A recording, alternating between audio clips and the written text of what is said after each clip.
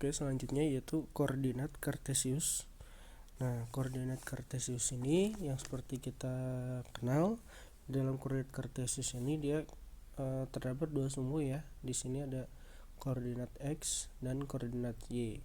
Di mana dalam sistem koordinat ini kita terdapat kuadran. Nah, hati-hati dalam setiap pemberian kuadran ini karena sering terbalik-balik. Untuk kuadran 1, ini kuadran 1 dia bernilai positif ya. Untuk x dan y nya kuadran 1 x dan y nya positif.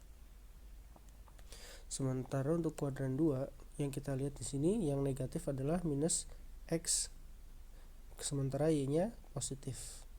Ini untuk kuadran 2. Sementara untuk kuadran 3 minus x dan minus y nya itu negatif.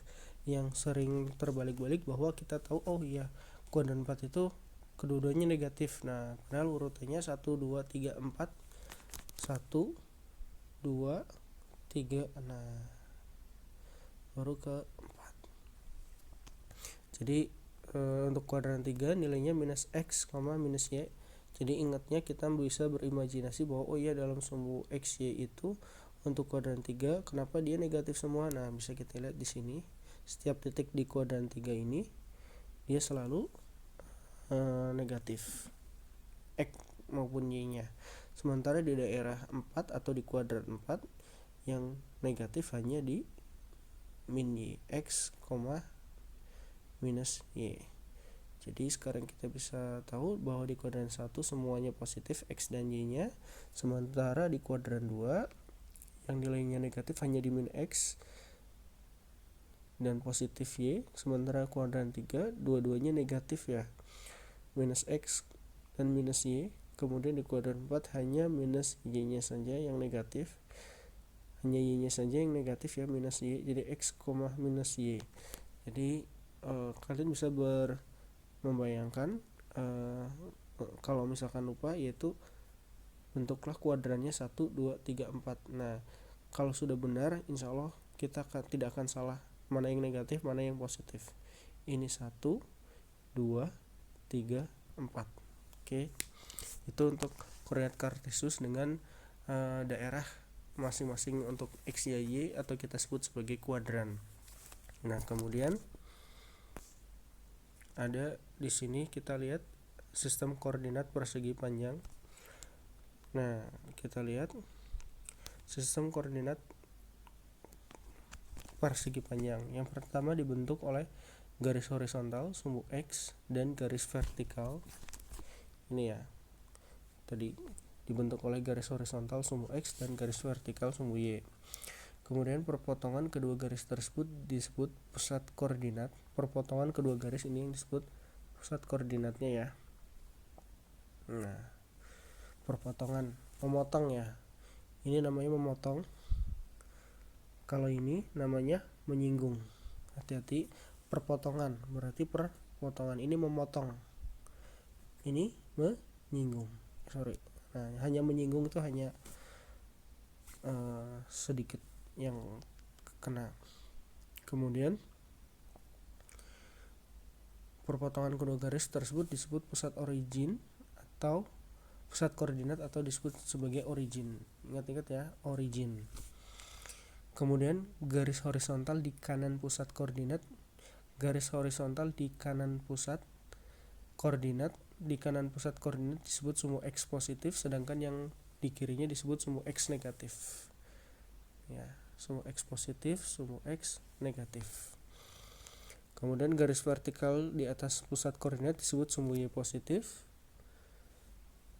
sedangkan yang di bawahnya disebut sumbu y negatif. Nah, oke. Kemudian setiap titik pada bidang dapat dinyatakan sebagai pasangan berturut. Setiap titik pada bidang dapat dinyatakan sebagai pasangan berturut. Jadi setiap titik ini kita bisa menamakan bahwa misal ini P A, B di titik A, B. Jadi dia berpasangan dengan sumbu X dan sumbu Y. Nah, kita memilih titik ini, maka dia punya koordinat. Misalkan namanya koordinat P A, B, di mana A disebut komponen X atau kita sebut sebagai absis. Nah, A sekali lagi atau komponen X-nya disebut sebagai absis, dan sedangkan yang B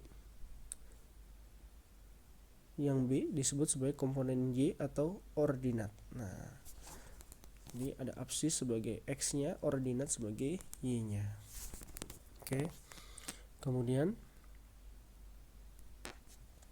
koordinat Kartesius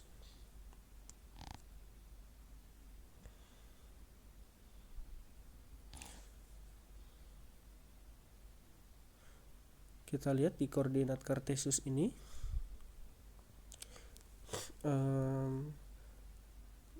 mengingatkan kembali absis ini A, ordinat B ini merupakan disebut sebagai pasangan terurut. Jadi harus urut, nggak boleh dibalik-balik B, A. Jadi harus urut, pasangan terurut.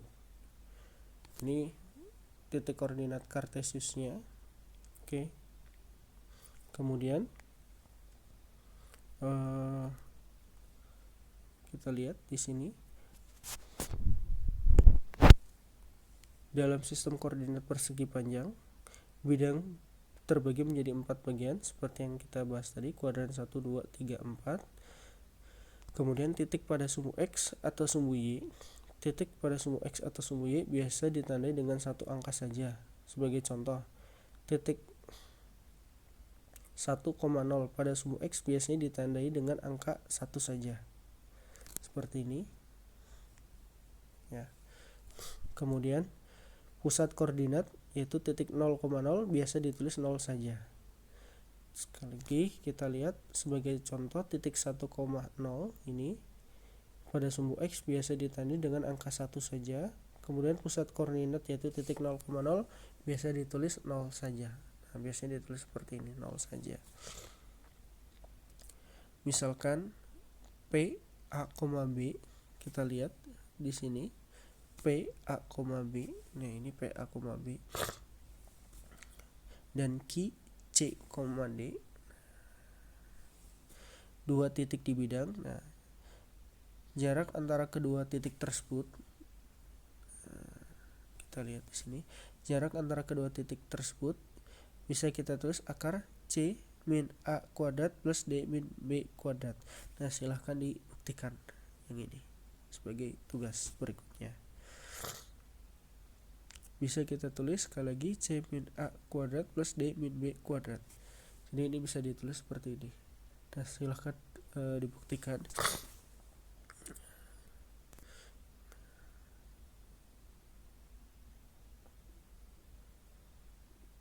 Nah, ini rumus jarak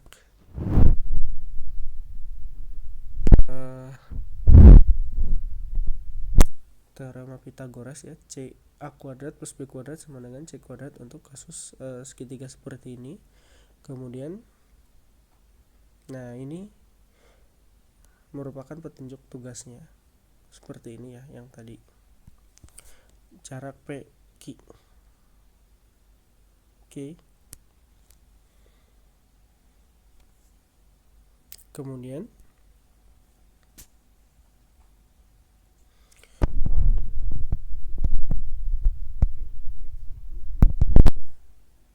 perhatikan, dan Q X2 Y2 di bidang.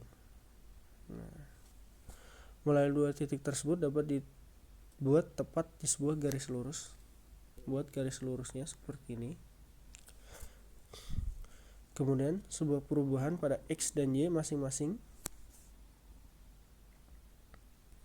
untuk delta X. Nah, kita punya delta X ini dengan kita sudah membuat suatu garis lurus yang menghubungkan P ke Q. Nah, kita akan membuat sebuah, di sini ada sebut perubahan pada X dan Y masing-masing dengan delta X dan delta Y. Nah, di mana delta X ini yaitu X2. Nah, ini X2 dikurangi X1, dan untuk delta Y Y2 dikurangi Y1. Oke. Delta X dan delta Y dapat bernilai negatif. Kemudian kemiringan atau gradien dari garis didefinisikan sebagai M sama dengan delta Y per delta X. Jadi kemiringan ini atau gradien dari garis didefinisikan sebagai M sama dengan delta Y per delta X. Ini delta Y delta X nya kita sudah dapat ya dari ini. Kemudian kemiringan sebuah garis bersifat tunggal, artinya tidak bergantung pada pilihan titik yang digunakan untuk menghitungnya. Kemiringan sebuah garis bersifat tunggal, artinya tidak bergantung pada pilihan titik yang digunakan untuk menghitungnya.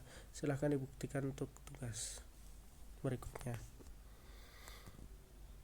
Kemudian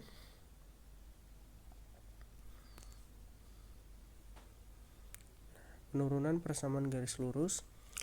Kita lihat, perhatikan garis L yang melalui titik P X1, Y1 dan Q X2, Y2 dengan X1 tidak sama dengan X2. Perhatikan garis L-nya yang melalui titik P X1, Y1 dan Q X2, Y2 dengan X1 tidak sama dengan X2. X1 tidak sama dengan X2. Misalkan R, X, Y sebarang titik pada garis tersebut. Kemiringan garis bisa kita tulis sebagai berikut. Y min Y1 sama dengan Y min Y1 per X min X1 untuk kemiringan garis.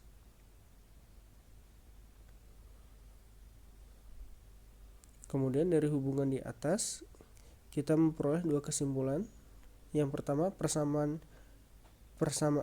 garis dengan kemiringan M dan melalui titik X1 Y1 adalah persamaan garis dengan kemiringan M dan melalui titik X1 Y1 adalah Y min Y1 sama dengan MX min X1. Jadi kalau misalkan persamaan garis dengan kemiringan M dan melalui titik seperti ini, titik P X, Y1, jadi kita bisa tulis persamaan garisnya Y min Y1 sama dengan MX min X1. Kemudian persamaan garis melalui dua buah titik seperti ini. Nah, maka kita bisa tulis sebagai berikut: Y min Y1 per Y2 min Y1 sama dengan X min X1 per X2 min X1. Ini merupakan untuk mencari persamaan garis ya. Jika yang pertama melalui titik, tapi kita harus tahu kemiringan M-nya. Kemudian persamaan garis melalui dua buah titik. Nah, persamaan garis melalui dua buah titik. Oke. Kemudian sudut yang dibentuk oleh sumbu X positif dengan sebuah garis dihitung berlawanan arah putaran jarum jam disebut sebagai sudut inklinasi, di mana kemiringan garis itu bisa kita tulis. Nah, sudut yang dibentuk oleh sumbu X positif dengan sebuah garis, jadi ini sumbu X-nya, kemudian sebuah garis L ini dengan sebuah garis dihitung berlawanan arah putaran jarum jam. Nah, hitung arah putaran jarum jam. Nah, arah jarum jam seperti ini kan. Nah, ini dihitung berdasarkan berlawanan. Nah, berlawanan berarti ke sini ya. Nah, sudut yang dibentuk oleh sumbu X positif dengan sebuah garis dihitung berlawanan arah jarum jam. Jadi X positif menuju ke sini. Ini berlawanan arah jarum jam. Sudut yang dibentuk oleh sumbu X positif dengan sebuah garis dihitung berlawanan arah putaran jarum jam yang disebut sebagai sudut inklinasi. Ini disebut sudut inklinasi ya. Sudut inklinasi sekali lagi dibentuk dari sumbu X positif dengan sebuah garis nih, garisnya garis L, dengan cara berlawanan arah jarum jam dari sumbu X ke garis L tadi ini, dari sebuah garis. Ini yang disebut dengan sudut inklinasi. Nah, kemiringan garis ini bisa kita tulis dengan kemiringan garis ini.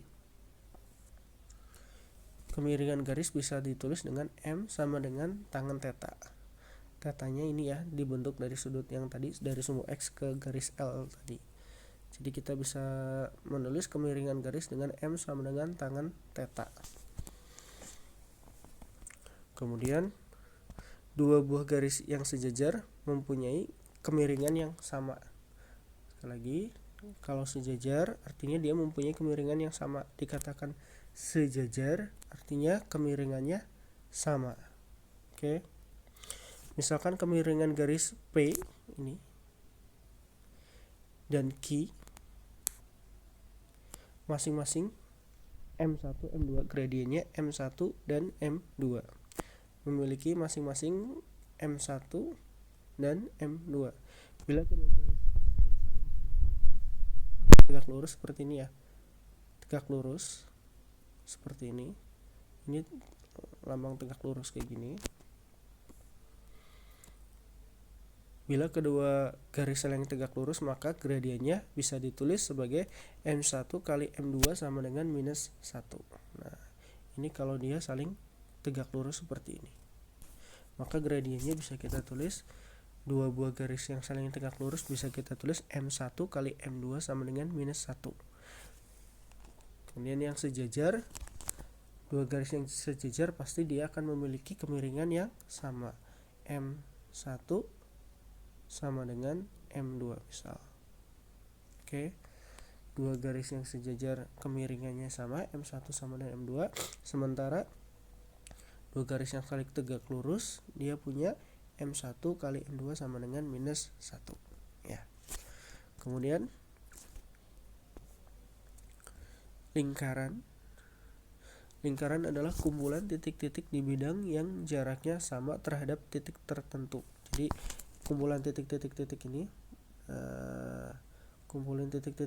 ini di sini dia mempunyai jarak yang sama terhadap titik tertentu. Yang disebut titik tertentu ini adalah pusat lingkarannya. Nah, jadi jaraknya setiap titik itu sama ke pusat. Nah, seperti itu. Lingkaran adalah kumpulan titik-titik di bidang yang jaraknya sama terhadap titik pusatnya. Nah, titik tersebut disebut pusat lingkaran. Ya, ini pusat lingkarannya ya. Kemudian perhatikan lingkaran yang berpusat di 0,0. Misalkan X, Y. Misal X, Y sebarang titik pada lingkaran tersebut. Jarak titik tersebut ke pusat lingkaran adalah R atau jari-jari, kita bisa tuliskan sebagai R sama dengan akar X kuadrat plus Y kuadrat. Kesimpulan, persamaan lingkaran yang berpusat di 0,0 dengan jari-jari R X kuadrat plus Y kuadrat sama dengan R kuadrat. Ini kalau pusatnya di 0,0 maka kita bisa menuliskan R kuadrat sama dengan X kuadrat plus Y kuadrat. Jadi kuncinya pusatnya 0,0 maka kita punya jari-jarinya X kuadrat plus Y kuadrat sama dengan R kuadrat.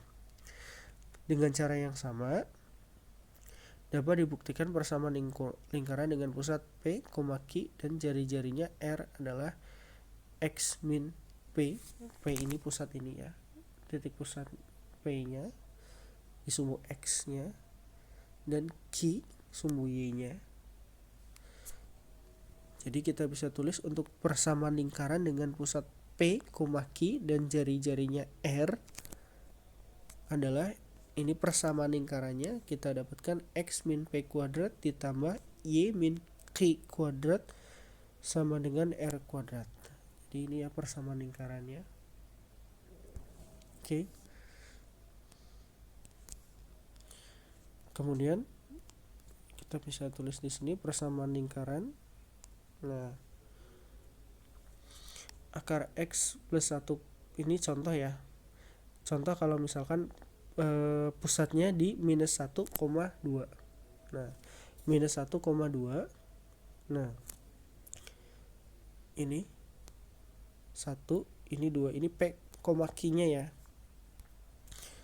Jadi X-nya sama dengan minus 1, Y-nya sama dengan 2. Nah, hati-hati, persamaan lingkaran kita punya X min ya, bukan plus, X min dan Y min. Artinya kalau misalkan di sini minus 1, minus tambah minus, minus ketemu minus jadi positif. Kemudian Y yang di sini kita lihat ada 2 jadi minus 2. Kemudian jari-jarinya kita lihat kita bisa hitung di sini, dari sini ke sini kita dapatkan di sini adalah 3. Maka jari-jarinya kita kuadratkan jadi 9. Oke, sekali lagi persamaannya bisa tulis seperti ini. Untuk sebagai contoh lagi bisa dilihat di buku kalkulus Parsal edisi kelima jilid 1 halaman 29. Kemudian ada lingkaran, ada elips. Nah, untuk elips sendiri untuk persamaannya ketika titik pusatnya di 0,0, ketika titik pusatnya di 0,0 ini titik pusatnya, maka persamaannya untuk elips ini x kuadrat per a kuadrat plus y kuadrat per b kuadrat sama dengan 1. Sementara untuk titiknya yang di luar 0,0 seperti gambar di samping ini, nah bisa kita tulis x nya ini bukan x kuadrat saja tapi x min p kuadrat untuk sumbu y dan y min b kuadrat. Nah, per a kuadrat per b kuadrat di sini. Oke, ini untuk elips. Kemudian rumus titik tengah itu untuk elips. Nah, kita lihat di sini kalau misalkan kita ingin menentukan rumus titik tengah. Nah, titik tengah dari potongan garis PQ. Nah, ini ada garis P dan Q dihubungkan menjadikan suatu garis. Nah, kita ingin menentukan titik tengahnya atau M. Titik tengah dari potongan garis PQ dengan Px, Y1, Px1, Y1 dan Q, X2, Y2 adalah, maka kita bisa menentukan untuk rumus titik tengahnya yaitu X1 plus X2 per 2 dan Y1 plus Y2 per 2. Ini untuk menentukan rumus titik tengah, misalkan garisnya seperti ini. Oke. Kemudian garis lurus. Nah, garis lurus seperti ini kita bisa menemukan atau kemiringan atau gradiennya bisa kita tulis seperti ini. Ini tadi ya, recall kembali. Rise per run Y2 min Y1 per X2 min X1. Ini bisa kita tulis untuk menentukan gradiennya atau kemiringan suatu garis lurus. Nah, bentuk kemiringan titik di sini macam-macam ya. Lihat dari persamaan ini kita bisa persamaan ini kita bisa dapatkan masing-masing nilai M gradien dari masing-masing garis seperti ini. Jadi masing-masing M kemiringannya beda-beda, ada M sama dengan 3 seperti ini. Nah, ini masing-masing garisnya beda-beda ya kemiringannya. Oke. Nah, kemudian ada bentuk kemiringan titik. Jadi garis yang melalui titik tetap X1 Y1 dengan kemiringan M mempunyai persamaan seperti ini. Y min Y1 sama dengan MX min X1. Garis yang melalui titik tetap. Nah, bisa contohnya seperti ini. Di sini kita lihat titiknya ada 3,2.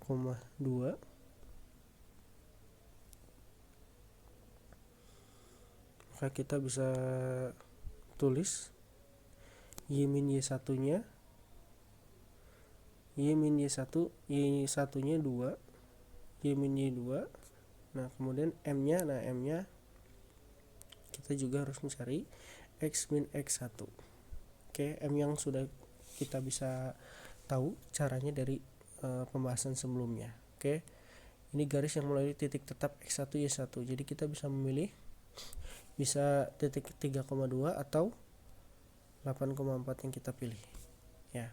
Garis yang melalui titik tetap X1 Y1 dengan kemiringan M mempunyai persamaan. Jadi berapapun titiknya kita bisa ambil yang jelas, tapi kemiringannya karena kemiringannya ini sama ya. Jadi kita bisa tentukan untuk garis yang melalui titik tetap dengan kemiringan M yang mempunyai persamaan Y min Y1 sama dengan MX min X1. Kemudian bentuk kemiringan berpotongan seperti ini.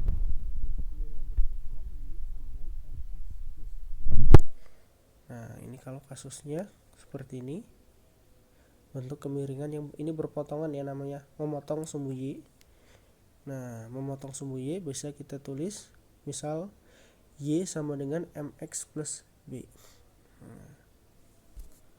Oke, ini M nya, kemiringannya bisa kita cari. Y sama dengan MX plus B, dimana B nya ini dari sini ya.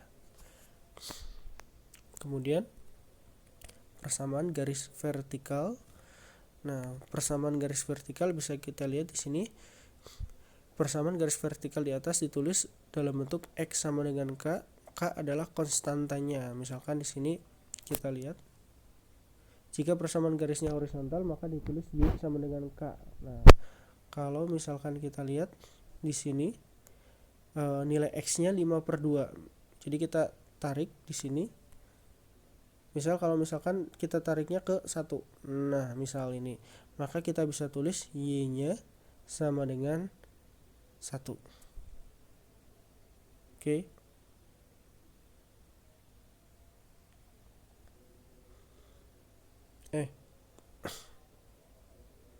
Maaf, sorry.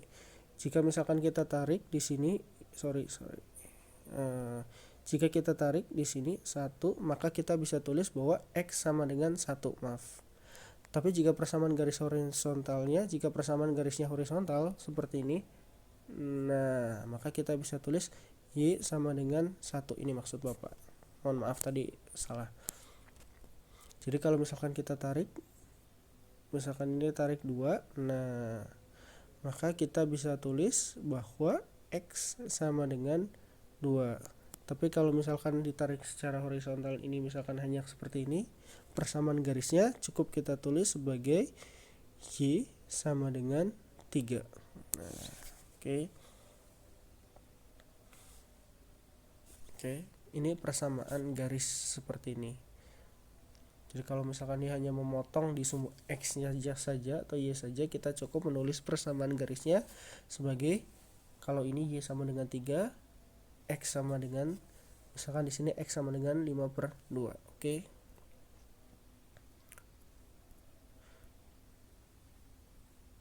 Kemudian bentuk AX plus BY plus C sama dengan 0. Nah, ini bisa kita tulis, misalkan kita menemukan persamaan garisnya seperti ini, maka kita bisa tulis sebagai persamaan linear umum. Kemudian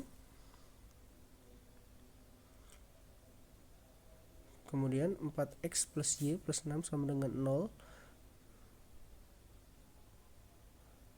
bentuk AX plus BY plus C. Nah, kalau misalkan kita ketemunya di sini misal Y min 2 sama dengan minus 4x plus 2, maka kita bisa tulis di sini 4x plus Y plus 6 sama dengan 0. Nah, ini. Jadi kita kalikan, ini kita ke dalam bentuk AX plus BY plus C sama dengan 0. Jadi mengenolkan ruas kanan. Kemudian yang Y sama dengan 5x min 3 bisa kita tulis untuk ke dalam bentuk seperti ini. AX plus BY plus C sama dengan 0, maka kita bisa tulis min 5x plus Y plus 3 sama dengan 0. Kemudian X sama dengan 5. Nah, di sini X sama dengan 5 ini, X sama dengan 5 ini tidak ada Y-nya ya. Nah, jadi kita bisa tulis X plus 0Y minus 5 sama dengan 0. Nah, kalau misalkan kita ingin membentuk AX plus BY plus C, nah ini ke sini. Oke, sekian. Terima kasih. Assalamualaikum warahmatullahi wabarakatuh.